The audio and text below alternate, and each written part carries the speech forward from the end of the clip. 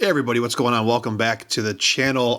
Today we're going to talk about this lens right here, the Viltrox 28mm f4.5. We're not even going to call it a pancake lens. This is like a chip lens. And I'll be quick about this review, but I want to give you some feedback on it and why I think it's interesting. Before I do that, here's just a few random shots I took. This is on an XH2, so take that for what it's worth. These are just some random shots. I'll see at the end of these photos.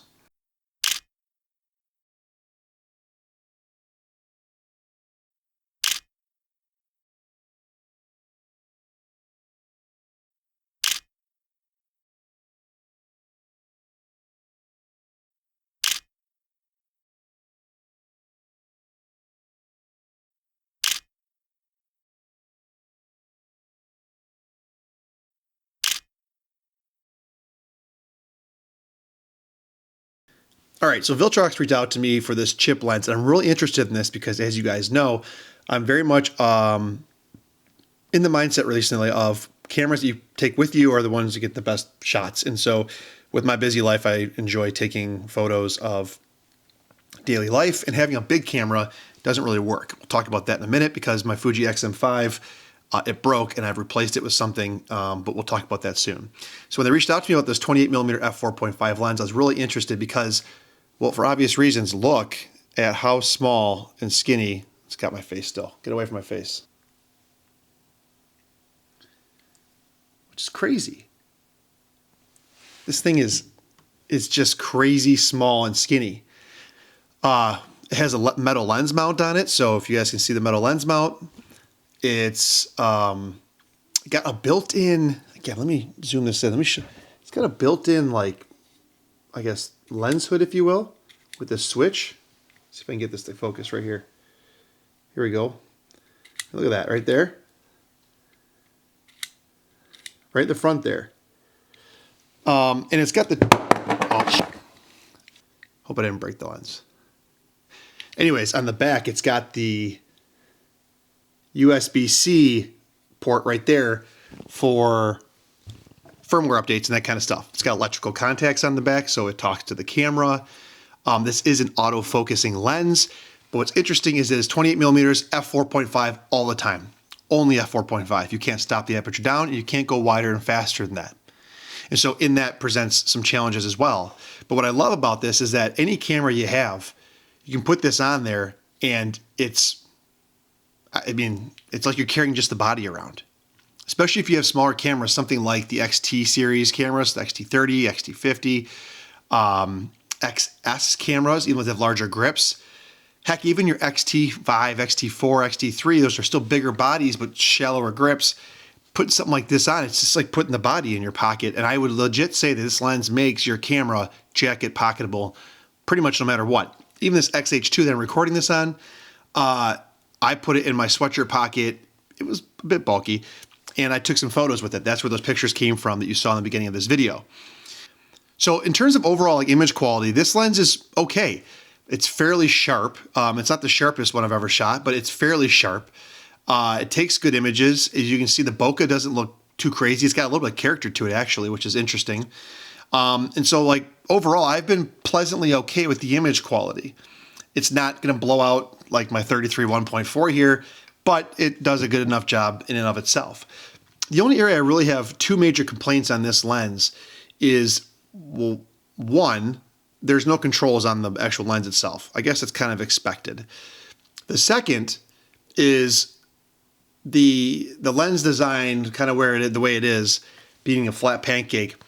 It's kind of prone to ghosting or flaring a little bit. Now, I've seen other reviews on this. I haven't seen it mentioned too much. Here's some pictures of like me shining a flashlight into the front of it, which maybe is not a great test, but the sun hasn't been out in Michigan in like 4 days, so I didn't get a chance to do that. And you see it kind of has like a hazing across the lens. To be fair, even the premium 33 1.4 does this, maybe just not as bad. But the reason why I bring it up is because in like this picture right here of my Nikon camera, you can see the window lights causing a little bit of like hazing and like lack of contrast to happen. It didn't happen a lot, I'll be candid with you, but if you're going to shoot into light sources or have light sources coming across the lens, it is something for you to kind of be aware of. The other issue I want to bring up is that the minimum focus distance on this, I think, is a little over a foot, like 1.12 feet. I think it says on the front of this lens right here.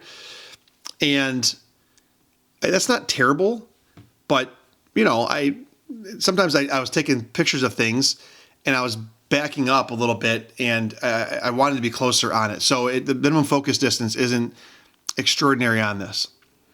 I guess that's kind of nitpicking though, because for the cost of this lens and for what you get in terms of its size, I think it's an interesting kind of go everywhere, do everything type of lens to put on your camera. With it being 28 millimeters, which is a 42 millimeter field of view, that's a pretty good everyday carry focal length. You're not going to blow anybody away with shallow backgrounds. You're not going to blow anybody with ultimate sharpness, but it is still sharp enough, and it kind of goes down that path of what's better, image quality or a quality image. And I think you can capture some really quality images with this lens on your camera and do really well with it. What else do I want to talk about? Sharpness is pretty good. Minimum focus distance. Video. Now, I don't know why you use this for video, but let's say you have this everyday camera thing going on and you have it in your pocket and you want to take video. On the XH2 at least, and I'm sure it's the same with other Fuji cameras, it does the old like Fuji hunting autofocus. So it does like this, the focus pulls come in like jerky steps, and it kind of does like the overshoot back and in. Almost reminds me of like Panasonic's DFD with this lens on. Like if you look at me right now and I'm coming at you, the focus is fairly smooth. And this is the Sigma lens. It's not even a Fuji third party or native lens.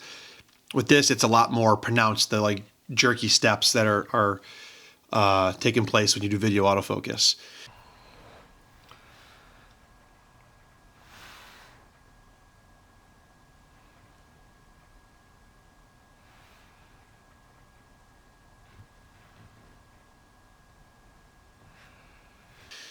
Other than that, guys, I would say the one thing you have to really consider is that, do you want this lens with its small capabilities but limited kind of aperture and other things, or is it better to go get something like the Fuji 27 2.8 or the TT Artisan's 27 2.8? I guess that depends, because these are clearly small. This is clearly smaller, but I would say across the board,